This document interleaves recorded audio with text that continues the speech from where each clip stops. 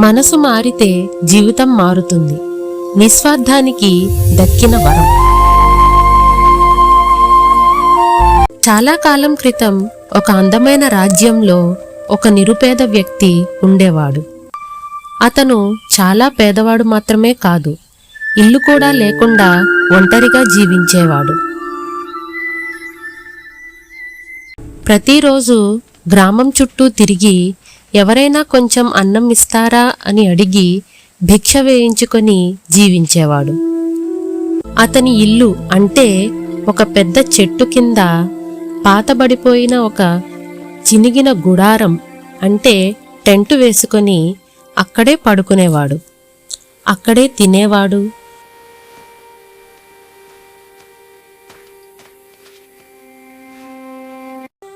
రోజు ఊర్లోకి వెళ్ళి అడుక్కుంటే గాని అతనికి కడుపు నిండేది కాదు.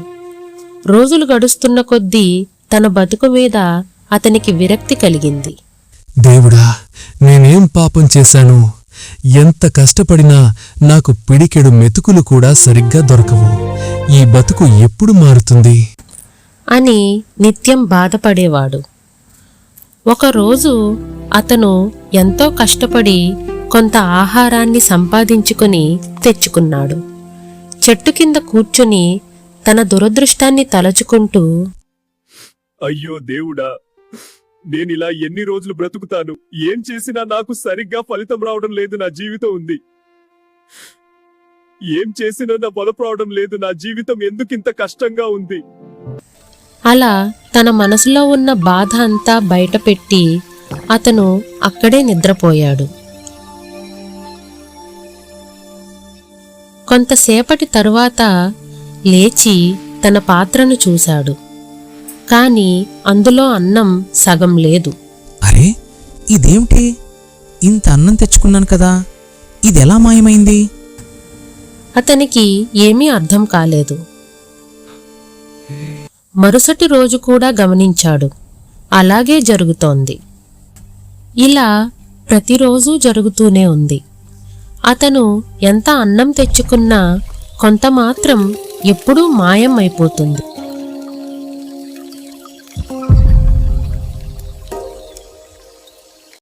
ఒకరోజు అతను జాగ్రత్తగా గమనించాడు.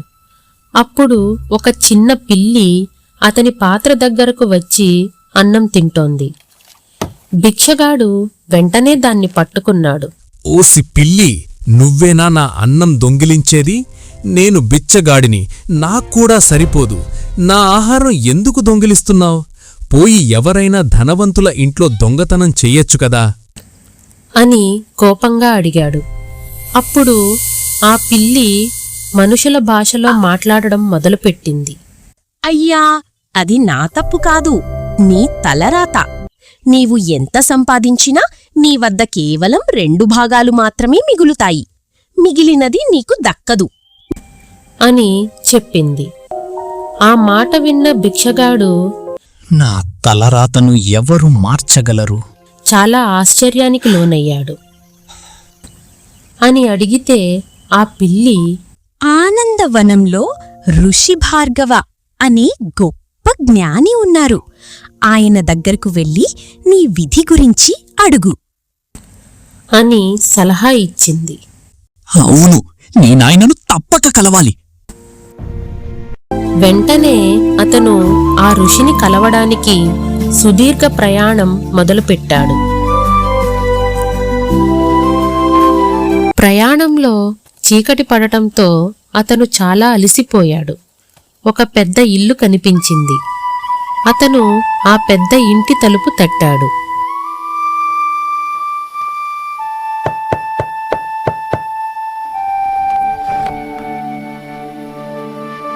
సార్, నేను దూరం నుంచి వచ్చాను.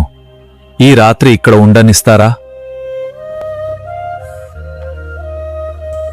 ఆ ఇంటి యజమాని మంచి మనసుతో, రా బాబూ అని ఆ యజమాని అతనికి ఆశ్రయం ఇచ్చి భోజనం పెట్టించాడు.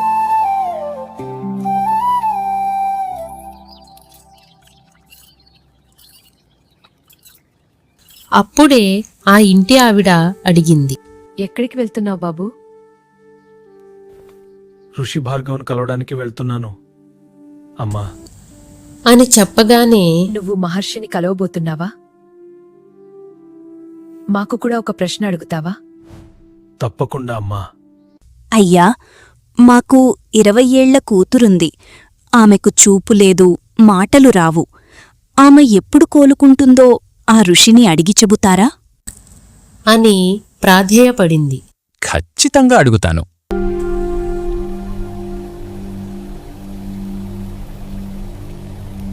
మరుసటి రోజు అతను పర్వతాల దగ్గరకు చేరుకున్నాడు. ఎలా ఎక్కాలో తెలియక భయపడ్డాడు. అప్పుడే ఒక వృద్ధ సైనికుడు కనిపించాడు. రా, నా కవచంపై కూర్చో, అది గాల్లో ఎగురుతుంది. అది గాల్లో ఎగిరింది. మధ్యలో నువ్వు ఎక్కడికి వెళ్తున్నావు? మహర్షిని కలవడానికి.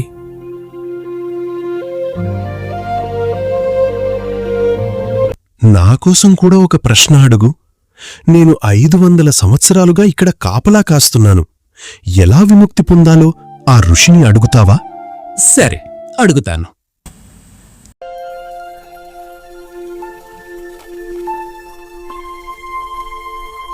చివరగా ఒక లోతైన లోయ అడ్డు వచ్చింది. అప్పుడే అందమైన రెక్కలున్న ఒక గుర్రం వచ్చింది. నేను సహాయం చేస్తాను. అది గాల్లో ఎగిరింది. ఆ గుర్రం తన కథ చెప్పింది. నేనొక గంధర్వుణ్ణి. శాపం వల్ల 1000 ఏళ్లుగా ఇలా గుర్రంలా బతుకుతున్నాను. నా శాప విముక్తి ఎప్పుడో అడుగుతావా? తప్పకుండా అడుగుతాను.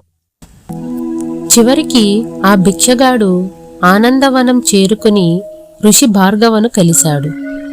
ఋషి కళ్ళు తెరిచి, నాయనా, నీవు చాలా దూరం నుండి వచ్చావు, కాని నేను కేవలం 3 ప్రశ్నలకు మాత్రమే సమాధానం చెప్పుతాను అని అన్నారు. పేదవాడు అయోమయంలో పడ్డాడు. అతని దగ్గర ఉన్నవి 4 ప్రశ్నలు.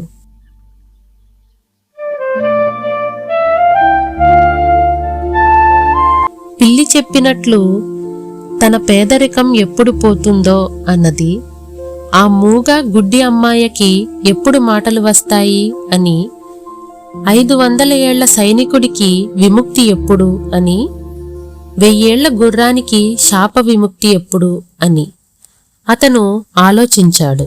నేనెలాగూ పేదవాణ్ణి, అలాగే బతకగలను. కాని ఆ గుర్రం 1000 ఏళ్లుగా బాధపడుతోంది. ఆ సైనికుడు 500 ఏళ్లుగా ఒంటరిగా ఉన్నాడు. ఆ అమ్మాయి జీవితమంతా చీకటిలో ఉంది.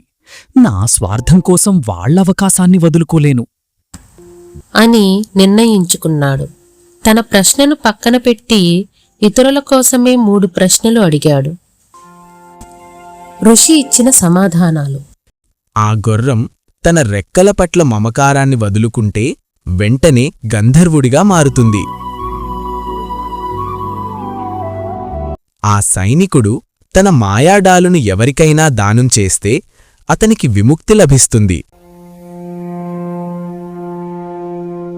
ఆ అమ్మాయి తన జీవిత భాగస్వామిని కలిసిన రోజున ఆమెకు చూపు, మాటలు వస్తాయి. పేదవాడు సంతోషంగా వెనక్కి బయలుదేరాడు. మొదట గుర్రాన్ని కలిశాడు. ఋషి చెప్పింది చెప్పగానే గుర్రం తన రెక్కలను వదులుకుంది. వెంటనే అది గంధర్వుడిగా మారింది. ఆ రెక్కల నుండి కురిసిన బంగారు ఆభరణాలను, వజ్రాలను ఆ గంధర్వుడు కృతజ్ఞతగా పేదవాడికి ఇచ్చాడు. ఇప్పుడు భిక్షగాడు ధనవంతుడు అయ్యాడు. ఆ తరువాత సైనికుడిని కలిశాడు. సైనికుడికి విషయం చెప్పగానే అతను తన మాయాడాలును పేదవాడికి ఇచ్చి విముక్తి పొందాడు.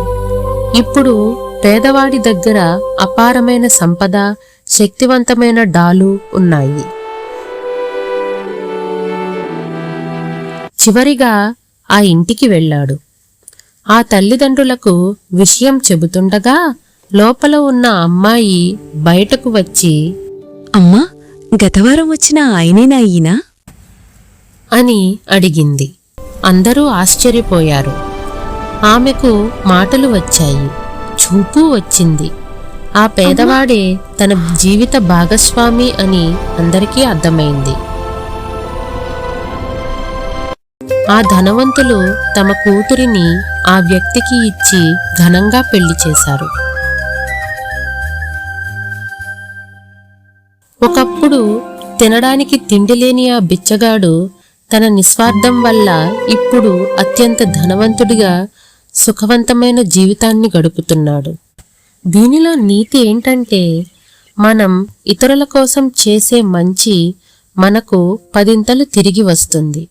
స్వార్థం వీడి ఇతరుల బాధను అర్థం చేసుకున్నప్పుడే దేవుడు మనకు ఆయాచితమైన వరాలను ప్రసాదిస్తాడు.